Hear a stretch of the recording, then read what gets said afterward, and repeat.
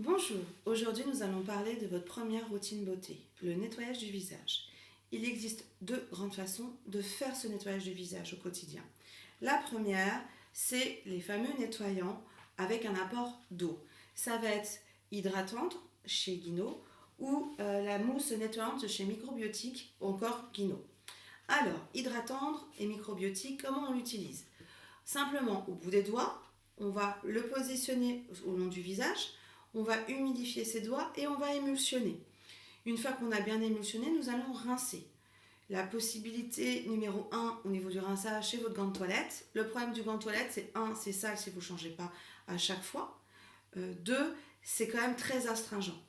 Moi, je préfère tout à fait les lingettes dites écologiques où concrètement, vous mettez l'eau dessus, vous retirez et vous mettez dans votre panier à réserver pour la machine. Une fois que vous avez donc retiré ce gel ou ce mousse avec l'eau, il faut utiliser de la lotion micellaire. C'est la même lotion que vous utiliserez chaque matin, quasiment pour tous les types de peau et quasiment pour toutes les conditions de peau. Cette eau micellaire va permettre en fait de capter tout ce qui est calcaire. Donc du coup, l'eau que vous avez utilisée du robinet qui vous agresse la peau, qui vous abîme la peau, va être retirée par cette eau micellaire.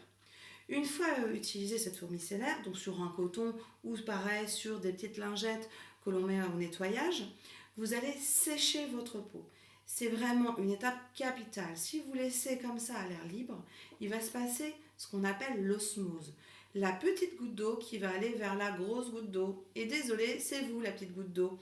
Et donc vous allez vous déshydrater. Donc il faut bien sécher en tapotant au niveau du visage. Jamais évidemment frotter. Au niveau des laits et des lotions, chaque marque a plusieurs laits et plusieurs lotions. Aucune marque peut se mélanger. Dans les différentes sortes de laits et lotions, donc on appelle ça des gammes, pareil, on ne mélange jamais. Pourquoi? En fait, sur nos produits, il nous manque des informations capitales, c'est-à-dire savoir en quoi ils sont chargés. Alors, je vais éviter de vous parler de cosméto, qui est bien ma grande passion. Tout simplement, ce qu'il faut retenir, c'est que le lait démaquillant est comme une main. La lotion également. Le lait va attraper tout ce qui est sale et la lotion va attraper le lait démaquillant pour le retirer. Simplement, si ce n'est pas chargé de la même façon, eh ben, ça va au contraire s'opposer. Et donc du coup, il n'y aura pas d'amalgame et ce sera mal retiré. Donc il faut toujours le lait et la lotion. Certaines clientes me disent « Oh, moi j'utilise que le lait ». Faux. Ça ne vous viendrait pas à l'idée d'utiliser un savon et de jamais rincer. La lotion sert de rinçage. C'est en fait le substitut de votre eau du robinet. Simplement, cette eau a des capacités et surtout n'est pas déshydratant avec l'effet calcaire. Donc il faut obligatoirement le lait et la lotion. Le lait et la lotion s'utilisent le soir, uniquement le soir. Le matin, quand vous vous réveillez, certaines aiment avoir un aspect frais au niveau du visage et voudraient recommencer le lait et la lotion. Surtout pas, là pour le coup, vous l'agressez. Il faut savoir que la peau se régénère uniquement la nuit. Donc si elle se régénère uniquement la nuit et que vous continuez de lui retirer lait et lotion, tout ce qu'elle aura fait comme travail la nuit est à néant. Donc le matin, si vraiment vous avez besoin d'un petit coup de fraîcheur, dans ces cas-là, une petite goutte d'eau micellaire sur un petit coton, on passe sur l'ensemble du visage et c'est parti pour la journée. Alors vous allez me dire, oui, mais pourquoi alors il existe différents laits démaquillants et différentes lotions? Eh bien, on va faire attention à votre condition de peau, pas à votre type de peau, à votre condition de peau. Si vous avez la peau plutôt irritée, on ira sur un lait sensitif, par exemple.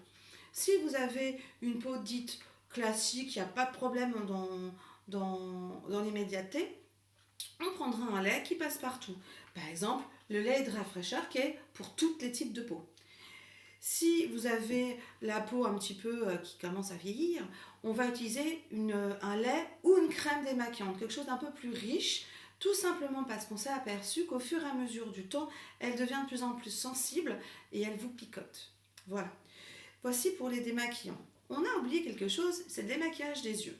Le démaquillage des yeux, il faut faire très attention. Il existe deux types de produits dans le commerce. Moi, je n'aime exclusivement que les biphasés. Donc les biphasés, c'est le fameux produit qu'on va secouer pour mélanger les deux phases, la phase eau et la phase huile. Ça va permettre en fait de respecter votre contour de l'œil pour pas l'abîmer parce que c'est une zone qui est extrêmement fine. Donc là c'est pareil, on va utiliser en fait un coton qu'on va déposer donc le produit. On va imbiber, on va bien tapoter sur les yeux et on va gentiment baisser le regard en nettoyant vers le bas. Si on doit maintenir la paupière, si vous pouvez le faire, c'est vraiment très très bien, vous maintenez et pareil, vous allez vers le bas. Ensuite, vous pouvez aller vers le haut pour retirer évidemment l'excédent de mascara. Pourquoi j'aime ce produit? Oui, c'est huileux, oui, ça peut vous gêner au démarrage. Mais en fait, on a tellement de mascara qui tiennent énormément que le pigment finit par pénétrer à l'intérieur de l'œil. Pareil, au niveau des fards à paupières, de plus en plus ils sont pigmentés et donc ils pénètrent. Donc là, ça permet vraiment de retirer tout sans agresser les yeux. Voilà, à bientôt!